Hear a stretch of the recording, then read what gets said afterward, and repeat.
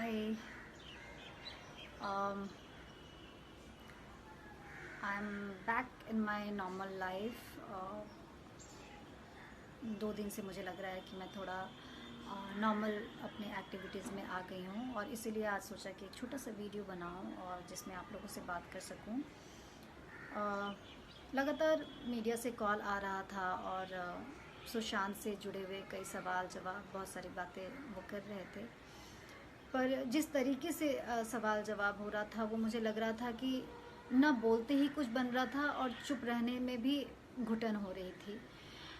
अगर कुछ बोला जाए तो एक ही बात हो रहा था कि लाइमलाइट में आने के लिए सब लोग बात कर रहे हैं, आप बहती गंगा में हाथ धो रहे हैं। इस तरह की बातें जब हो रही थी तो लगा कि अभी बात करने का टाइम नहीं है और समझ भी नहीं आ रहा था कि क्या बात करूं।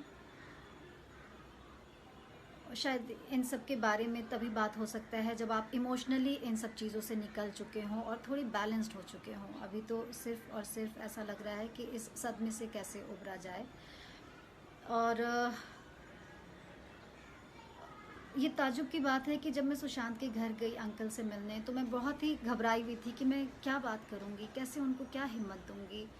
एक नर्वसनेस थी घर जाने से पहले। लेकिन जब मैं परसों घर गई तो मैंने गौर किया कि मैं वहाँ जिस हिम्मत देने की बात सोच रही थी और जो नर्वसनेस थी वो सब कुछ ख़त्म हो गया था। और अंकल से मिलकर ऐसा लगा कि मैं उनसे हिम्मत पा रही हूँ। तो ऐसे में क्या ही आप बात करोगे और क्या ही हिम्मत दोगे। लेकिन uncle, I don't know, he is different soul. इतने स्टेबल, इतने शांत, पता नहीं अनकहा कुछ कहते हैं वो, जैसे उनकी पूरी एनर्जी ही पूरी डिफरेंट है। दीदी से मिली, मुझे लगता है कि मैं वहाँ हिम्मत लेकर आई हूँ और ये समझ लेकर आई हूँ कि ज़िंदगी में उतार चढ़ाव आते रहते हैं। ऐसे बड़े बड़े घटना के बावजूद ज़िंदगी कैसे अपने आप चलती है और आपको चलाना पड़ता है। और अंकल को देखकर सच में अंदर से कुछ चेंज हुआ है और मैं नॉर्मल लाइफ में काफ़ी स्ट्रांग फील कर रही हूँ। मुझे लग रहा है मैं बीच में काफ़ी वीक फील कर रही थी कि मैं जो मुझे लगता है जो मैं हूँ वो मैं नहीं हूँ, ऐसे वाली फीलिंग आई थी। बट आई एम बैक और मैं वहाँ सिर्फ एक ही शब्द कह पाई। मुझे लगता है कि सिर्फ इतना ही कि अंकल, मैं हमेशा पटना आती हूँ और मैं जब भी आऊँगी आपसे मिलने आऊँगी। और ये सच है, मैं साल में एक बार पटना आती हूँ। मुझे अपने घर, अपने परिवार से मिलने के लिए यहाँ मुझे एक अलग एनर्जी लेने के लिए मैं यहाँ आती ही रहती हूँ। तो I know now whenever I will come I will meet uncle. और मीडिया से कहना चाहूँगी कि हर चीज़ में वो एक जो सवाल पूछते हैं कि आप क्यों नहीं जा रही हैं, आप कब जा रही हैं, उनको ये कहना चाहूँगी कि ये मोमेंट बहुत ही पर्सनल होता है, ये बहुत ही कनेक्शन ही अलग होता है। हर चीज़ के लिए मीडिया को बताना या मीडिया को उसका प्रूफ देना ये थोड़ा ऑड है। जो भी वो एक्सपेक्ट कर रहे हैं, इट्स नॉट पॉसिबल। लेकिन मैं आप लोगों को ये ज़रूर बता रही हूँ, जो मुझसे जुड़े हुए हैं उनको बताना चाह रही हूँ कि मैं पहले से काफ़ी बेटर हूँ और उस बेहतरी का जो कारण है वो अंकल हैं। उनसे मिलकर मुझे बहुत हिम्मत मिला और उनसे जो हिम्मत मिला है वही हिम्मत मैं अपनी माँ से शेयर कर रही हूँ, क्योंकि मॉम सच में बहुत बहुत ज़्यादा स्ट्रेस थी और दुखी थी।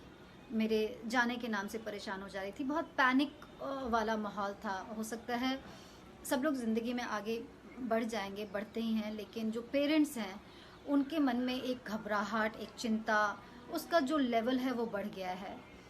तो हम लोगों ने ये फील किया कि जो बीच में प्रॉब्लम है वो है कम्युनिकेशन। हम लोग, स्पेशली मैं, मुझे नहीं, औरों का शायद नहीं पता, मैं बहुत हल्की फुल्की बातें करती हूँ माँ से। बहुत मुश्किल वाली बातें नहीं करती, इतनी शेयरिंग नहीं होती जो मैं फेस कर रही होती हूँ। डर एक कारण है कि कहीं माँ को स्ट्रेस ना हो। लेकिन अब समझ में आया है कि गहरी बातें मदर फादर से, अपने पेरेंट्स से, अपने ब्रदर सिस्टर से करनी चाहिए। और उनको उससे स्ट्रेस नहीं होता, बल्कि वो उसमें पार्टिसिपेट करते हैं तो वो थोड़े निश्चिंत रहते हैं। और मेरी माँ ने कहा कि तुम बच्चे लोग बहुत कमज़ोर समझते हो हम पेरेंट्स को, लेकिन ये भूल जाते हो कि तुम लोग की परवरिश हमने की है। तुम लोगों से जुड़े हुए बचपन में ऐसे ऐसी घटनाएं हैं जो तुम लोग को शायद याद नहीं होगा, लेकिन हम लोग वो हैंडल करते हैं। तो क्या जब बड़े हो जाते हो तब हम तुम लोग की ये छोटी छोटी परेशानी हैंडल नहीं कर सकते? कम से कम शेयर करने से हो सकता है कि हम कुछ सलाह दे सके अपने एक्सपीरियंस से और अपने समझ से। And I think she is right. और तब से मैंने हमारे बीच का जो टाइम है, जो जो बातचीत है, मुझे लगता है काफ़ी चेंज आ गया है। एंड काफ़ी चीज़ें चेंज हुई हैं, and just because of uncle Sushant के डैड बहुत बहुत हिज डिफरेंट।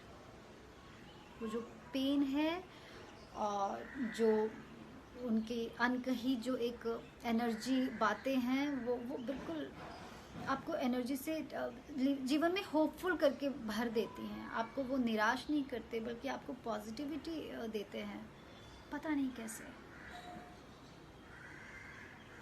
मैं बस प्रे कर रही हूँ कि उनकी हिम्मत ऐसे ही बढ़ती रहे और वो दूसरों को ऐसी हिम्मत देते रहें। भगवान बस मे भी भगवान का आशीर्वाद उनके साथ है, और वही वो एनर्जी शायद सबको स्प्रेड कर रहे हैं।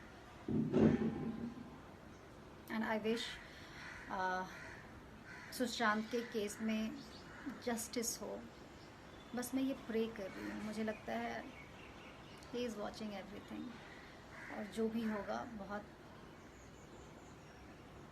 बहुत करेक्ट होगा। Thank you uncle, thank you so much.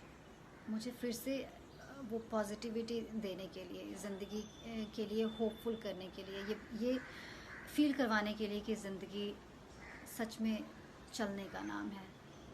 ज़िंदगी में बहुत कुछ होता है, बहुत बहुत ऐसी घटनाएं, दुर्घटनाएं होते हैं, पर आप रुक नहीं सकते, आपको बढ़ना होगा। Thank you uncle.